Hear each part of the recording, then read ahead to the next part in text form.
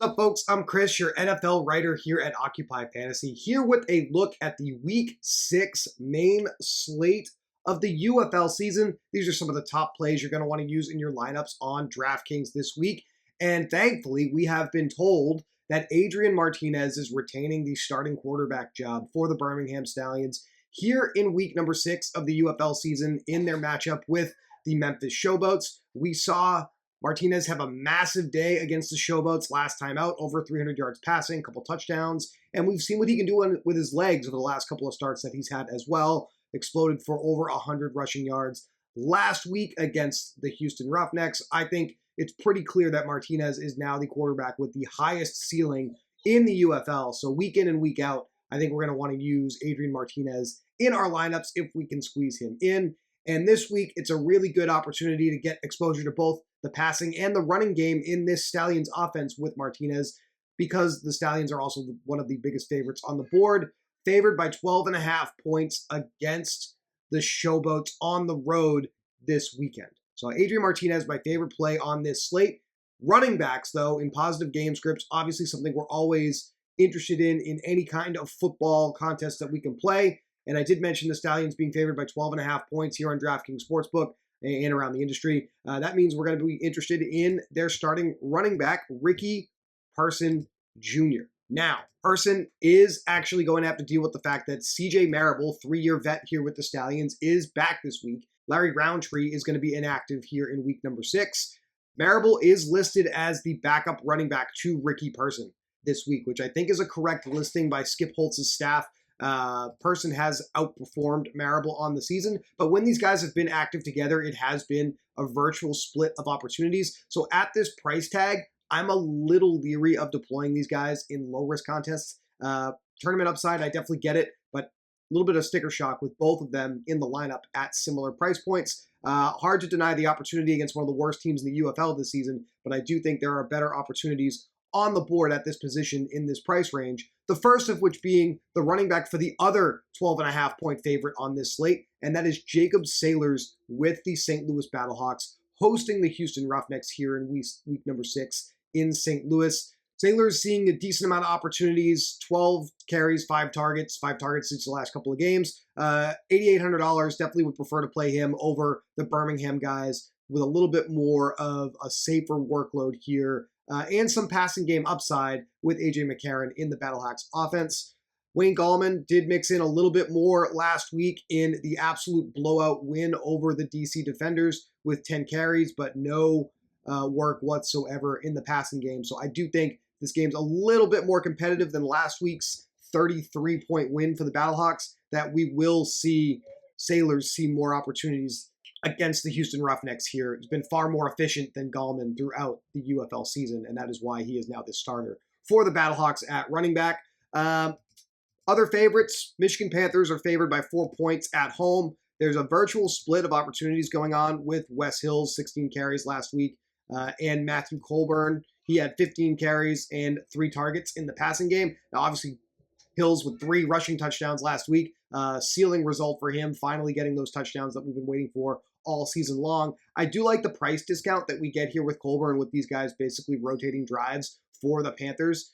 So if you're looking for a affordable running back this week to make some other things fit, which we'll talk about in a minute here with the pass catchers, I think Colburn definitely in play with the Panthers, favored here against the Arlington Renegades in week number 6 at a $2,500 discount behind Wes Hills in the backfield for these Panthers. And then the other favorite, 1.5 point favorites on the road, the San Antonio Brahmas. John Loveit dominating the opportunities with Anthony McFarland on the shelf.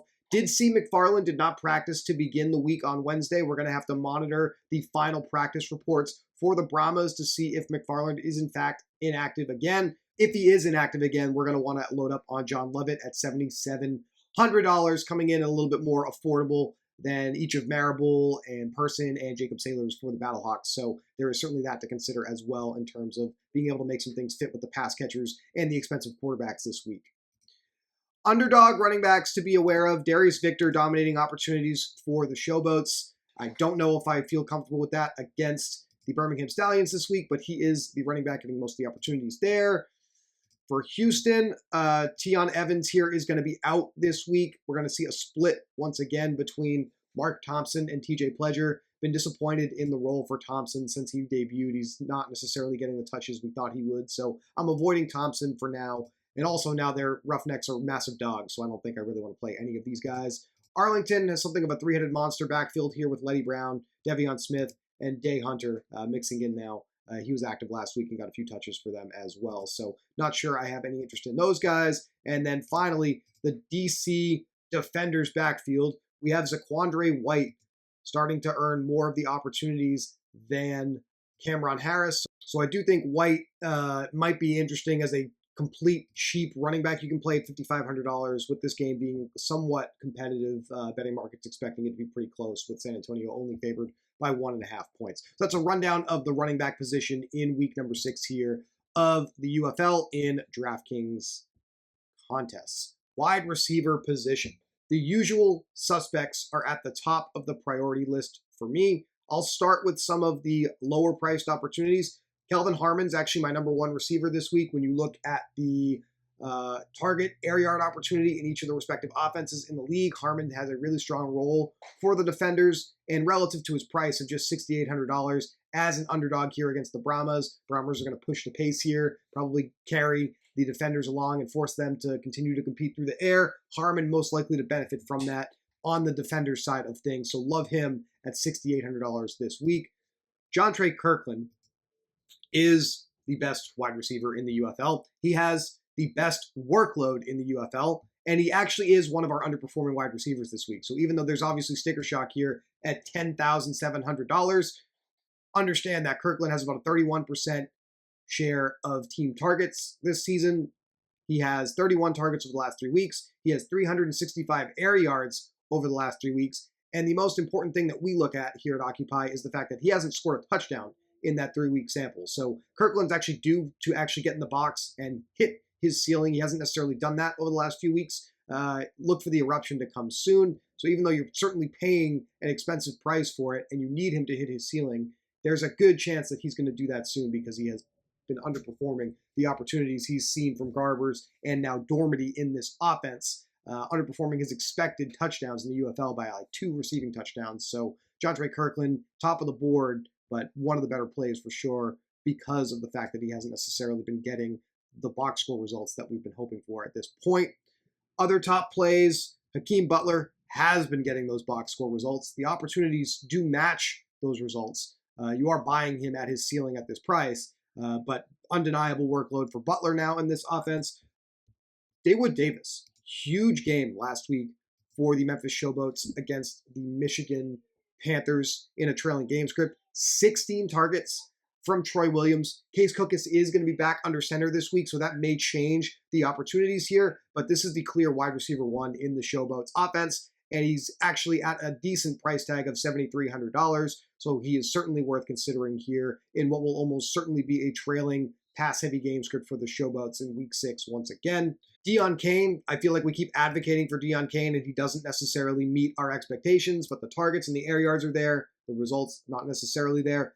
Cain still underperforming his opportunities without a touchdown now in 4 consecutive weeks for the Birmingham Stallions. Justin Hall dominating the opportunities at wide receiver for the Houston Roughnecks. 14 targets last week against the Birmingham Stallions. Once again, going to be a trailing game script against the St. Louis Battlehawks. Very similar to Dawood Davis for the Showboats. There's no reason to argue against playing Hall other than obviously the price might be hard for some of the other things that you want to get into your lineups. And then for the Arlington Renegades, his price has started to creep up into the range it should be. Tyler Vaughn, $7,600 this week, but leading the Renegades in opportunities over the entire UFL season. Another top play at wide receiver. Guys that I am interested in outside of the top group that are like slightly less optimal in my own projections this week. Jace Sternberger at tight end for the Birmingham Stallions. He trails only Deon Cain in target and air yard opportunity for the Stallions. He has been seeing some of the touchdowns, so obviously you're kind of chasing box score results here, but understand that the opportunity also matches his performance, and you get him at a decent discount to Deon Cain, $1,300, and that may be important if you're looking for a stacking partner with Adrian Martinez at the top of the board this week. I like Chris Roland with the DC Defenders at a really affordable $4,500. Roland trailing only Kelvin Harmon in opportunities for the DC Defenders over the last 3 weeks as well. Just one reception for 10 yards last week for Roland, but 5 targets from Jordan Ta'amu. So you're definitely getting opportunities with Roland at this affordable price tag. And then obviously we have week in and week out the severely mispriced Marcus Sims at just $6,600 with his high average depth of target, high opportunity role in the Panthers offense. Going to have an opportunity here once again to outperform this price tag with his high upside targets that he sees. Almost did it again for us last week, dropped a touchdown against the Showboats. So still running a ton of routes, still seeing the opportunities. Marcus Sims, $6,600, slightly less optimal than the others now this week, but certainly worth considering. And then there are 2 other underperforming wide receivers that I think are interesting this week. On the Houston Roughnecks, Heiki Chisum at $5,200 this week. Chisum is second only to Hall in the Roughnecks offense in opportunities in the passing game as far as targets, but he leads this team in air yards over the last 3 weeks with a 30% share, average depth of target of 11.1 yards on throws from Reed Sinnett. We saw 9 targets last week, a very decent score of 15 fantasy points, but we're looking for him to get into the touchdown department here. He has not done that in the last 3 weeks, and that gets him on our list at the number of opportunities that he has seen in that sample. And then my favorite play on this slate as far as a cheap receiver goes, Siosi Mariner with the Michigan Panthers. Mariner has only played 3 games for the Panthers. He signed midway through the UFL season here. He led the Panthers in routes run last week. He is leading the Panthers in opportunities ever so slightly over the last 3 weeks of the season over Quinn and Sims, and he has no touchdowns in that time period. So you get a wide receiver at $4,100 who is on the field just as much as Drake Quinn and Marcus Sims in a favorite offense this week. Definitely think Mariner is an easy way to get some salary relief into your lineup this week and allow you to play some of these other top plays on the board, like a Jontre Kirkland, and at $55.50 per player remaining, even if we're playing the most expensive favored defense with the Birmingham Stallions, some of the cheap plays I've talked about in this video will allow you to build a lineup this way. Some of the other defenses that you can consider, obviously the Battlehawks also favored by 12.5. We want to consider them. I will say it again this week. I said it last week. I like playing defenses against quarterbacks that are dropping back to pass a lot because we have opportunities for turnovers, sacks, and that defense to make plays. With there being a relatively tight spread between the Brahmas and the Defenders this week, at $3,800, I think we have to be interested in the DC Defenders defense as a way to save some salary as well. You get them in here at $3,800, and it bumps up your average amount remaining per player in your lineup a little bit as well. So certainly worth considering in week number 6 here in the UFL. That's going to do it for me, guys. Good luck if you're playing UFL DFS this weekend. I will be back next week to talk to you about week number 7 in the UFL. As always, there are free UFL DFS projections linked in our Discord for Occupy Fantasy Discord subscribers. So if you want to see how we're ranking players for every single UFL slate through the championship game in June, you want to join our Discord. It's just $2.99 a month. We would certainly appreciate that, guys. Good luck in week number 6, and I'll talk to you next week in week number 7.